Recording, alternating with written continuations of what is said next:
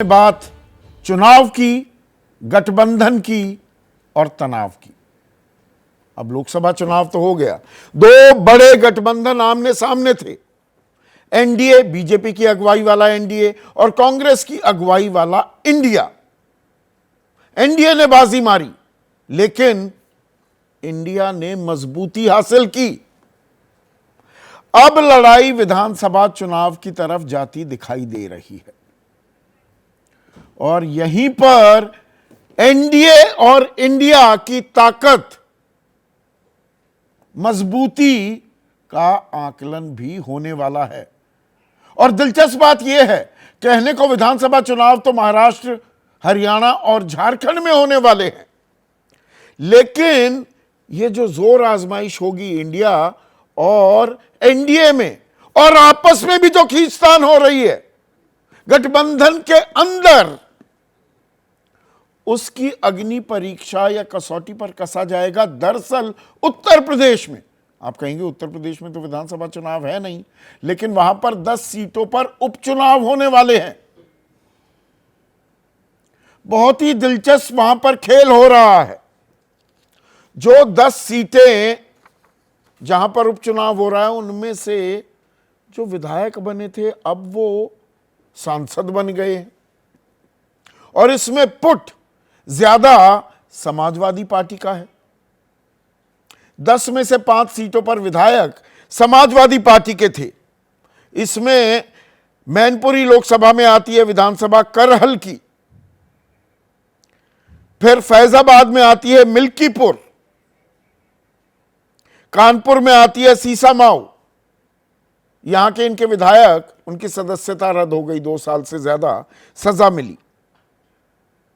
कटेहरी अंबेडकर नगर में आता है और कुंदरकी ये संभल लोकसभा में। और बीजेपी के पास 3 सीटें थी इन 10 में से।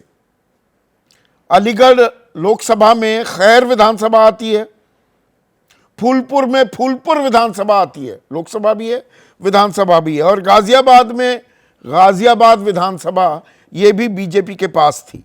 जबकि आरएलडी जो इंडिया से छिटककर एनडीए का हिस्सा बन गए, जयंत चौधरी की पार्टी की बात कर रहा हूं।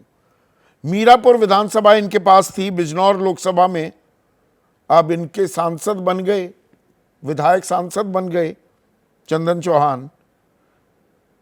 तो यहां पर भी उपचुनाव हो रहा है। और माझवा ये मिर्जापुर में है विधानसभा, यहां पर संजय निषाद की पार्टी। अब मैंने ये डिटेलिंग क्यों की, इसके पीछे एक वजह है। अगर हम बीजेपी को देखें, बीजेपी 62 से घटकर 33 सीटों पर सिमट गई, 29 सीटों का नुकसान। आज तक भी समीक्षा क्या हुई वो हमें मालूम नहीं, लेकिन 2 फाड़ संगठन होता दिख रहा है। अमित शाह बनाम योगी आदित्यनाथ की लड़ाई, जिसमें मोहरे की तरह इस्तेमाल होते हुए केशव प्रसाद मौर्य दिखे हैं। और ये उपचुनाव दरअसल तय करेंगे योगी आदित्यनाथ का भविष्य भी, ऐसा आकलन किया जा रहा है।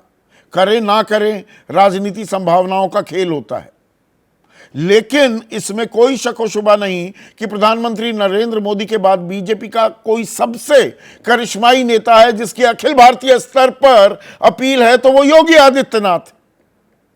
लेकिन आजकल वो कुछ चक्रव्यूह में भी फंसते हुए दिखाई दे रहे हैं।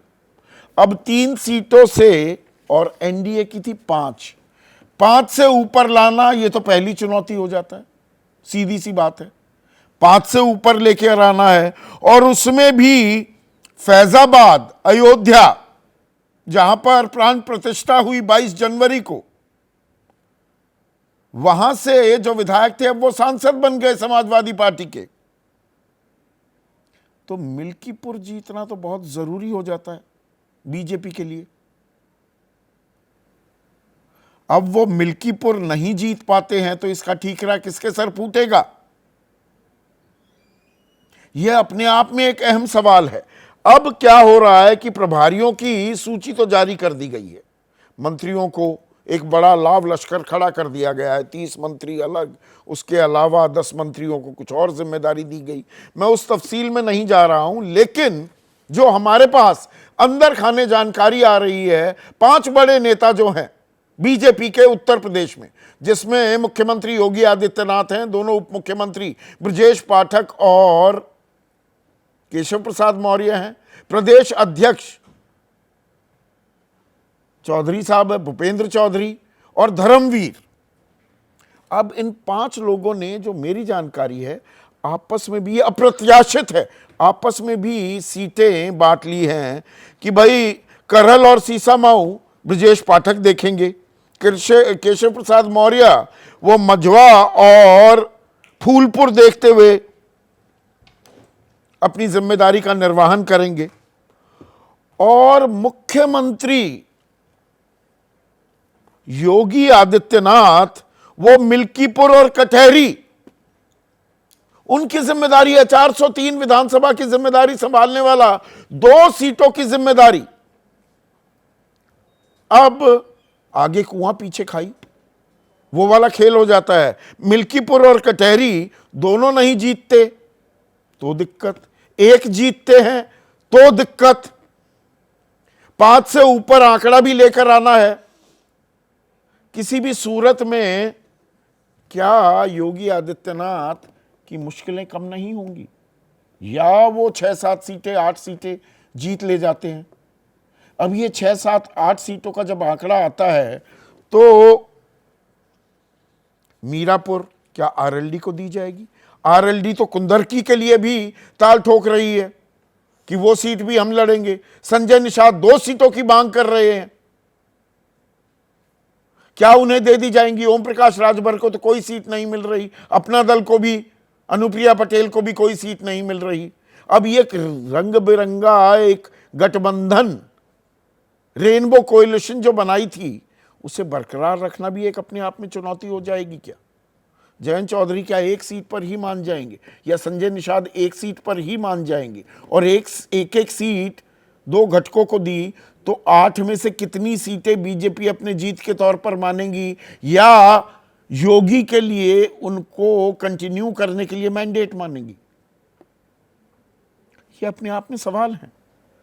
और कुछ ऐसे ही सवाल मुंह बाए खड़े हो गए हैं दरअसल इंडिया गठबंधन के सामने भी, जो गठबंधन आखिरी मिनट पर, आखिरी क्षण पर शक्ल अख्तियार करता दिखाई दिया। 62 सीटें समाजवादी पार्टी ने लड़ी, 1 टीएमसी को दी और 17 सीटें मिली कांग्रेस को, और उन्होंने जबरदस्त प्रदर्शन किया, 43 सीटें अपने खाते में की। अब कांग्रेस इसमें बिगेस्ट गेनर तो साबित हुई, लेकिन जो 37 का आंकड़ा समाजवादी पार्टी अपनी बिना पर हासिल करती दिखाई दी, उसमें बहुतेरे लोगों का मानना यह है कि पुट ज्यादा बड़ा कांग्रेस का था। तो वो 37 सीटें जो आई वो कांग्रेस की वजह से। ये बात अलग है कि 2.36% वोट ही मिले थे कांग्रेस को 2022 के विधानसभा चुनाव में। तो अब इनका बंटवारा कैसे होगा, इस पर मैं आगे आपको थोड़ा तफसील में बताने वाला हूं। तो हम बात कर रहे थे उत्तर प्रदेश की, और वहां पर इंडिया गठबंधन में भी सब कुछ गुलाबी नहीं है। अब कांग्रेस वो 2.36% वोट की मैं बात कर रहा था, 1 विधायक वो जीत कर आते हैं। अब उपचुनाव में कांग्रेस कह रही है, उनके एक नेता कह रहे हैं 5 सीट हमें जीतनी, हमें मिलनी चाहिए, 10 में से 5, आधी पर ताल ठोकी जा रही है। और दिलचस्प बात क्या है कि समाजवादी पार्टी ने इन 10 सीटों में से 6 सीटों पर अपने प्रभारियों का ऐलान कर दिया, 6 पर। कांग्रेस ने 10 की 10 सीटों पर पर्यवेक्षक घोषित कर दिए हैं। तो क्या जान आते ही थोड़ी कांग्रेस फिर से दम्भ और गुरूर में आती दिखाई देती है, उसकी एक वानगी दिख रही है क्या? या दरअसल ये नीचे स्थानीय स्तर पर नेता अपनी ताल ठोकते रहते हैं, ऊपर 2 लड़के जो साथ लड़ते दिखाई दे रहे हैं वो साथ ही लड़ेंगे, वही कदम ताल करेंगे क्या, ये आने वाला वक्त बताएगा। और उधर यहां तो लड़कों की कहानी है। महाराष्ट्र में चाचा भतीजे की कहानी में एक और अध्याय जुड़ता दिखाई दे रहा है। एनसीपी अजित पवार गुट, असल एनसीपी दरअसल अब उसे ही असल कहा जा रहा है। के अध्यक्ष अजित पवार कह रहे हैं कि अरे मैंने गलती कर दी, भूल कर दी, अपनी धर्मपत्नी सुनेत्रा को अपनी बहन सुप्रिया सुले के खिलाफ खड़ा करके बारामती से नहीं करना चाहिए था। संसदीय दल ने भी फैसला लिया, पर यह मेरे से चूक हो गई। और साथ ही साथ नसीहत भी दे दी महायुति के नेताओं को, यानी कि बीजेपी को और शिवसेना एकनाथ शिंदे गुट को, कि देखिए ये चाचा के बारे में अनाप शनाप बातें करना बंद करो। औरंगजेब के एजेंट बता देते हैं, कुछ और कह देते हैं, उनकी उम्र पर तंज कस देते हैं, नथिंग डूइंग, ये मत करिए। अब ये हृदय परिवर्तन हो रहा है क्या? लाख टके का सवाल तो वहां आ जाता है ना। 288 सीटें हैं। अब एनसीपी की तो बुरी गत हुई महाराष्ट्र में, उनके पल्ले हाथ तो कुछ आया नहीं, एक सीट आई। शिवसेना एकनाथ शिंदे गुट 7 ले गई। बीजेपी 28 सीटों पर लड़ी लेकिन 9 मिली। सबसे बड़ा गेनर एकनाथ शिंदे हो गए। अब बीजेपी चाहती है हम 288 में से 180 सीटों पर लड़े, बिग ब्रदर वही बने रहे। शिवसेना एकनाथ शिंदे गुट कह रहा है कि हम तो 100 सीटों पर लड़ेंगे। ये तो कहानी खत्म हो गई। तो ये 80 सीटें जो अजित पवार मांग रहे हैं वो कहां से आएंगी? 360 या 368 सीटों की विधानसभा तो नहीं हो जाएगी ना इनका गणित ठीक करने के चक्कर में। और ऊपर से अब आरएसएस भी कहने लगा, रे नेचुरली करप्ट पार्टी बता रहे थे आप, तो ये एनसीपी को अजित पवार चक्की पीसिंग खजाने की चाबी दे दी। ना खुदा ही मिला ना विसाले सनम, फायदा कहीं हो नहीं रहा, नुकसान अपने घर कर लिया क्या। और ये समझ में भी आने लगा है कि अजित पवार को, और इसीलिए कह रहे हैं कि भैया ऐसा करोगे तो उधर भी रास्ते खुले हैं।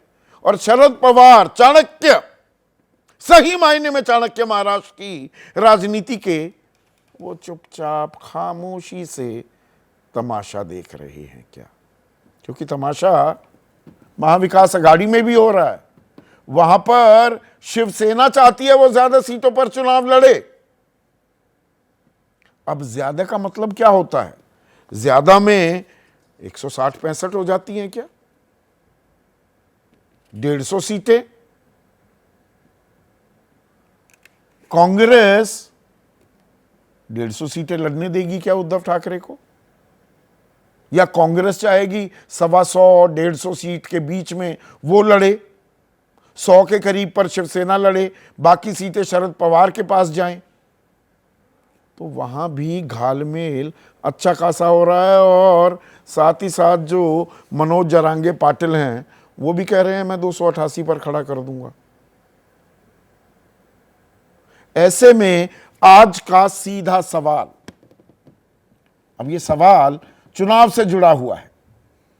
यूपी का उपचुनाव, एनडीए इंडिया दोनों में तनाव और भतीजे का पश्चाताप। चाचा पवार करेंगे गलती माफ।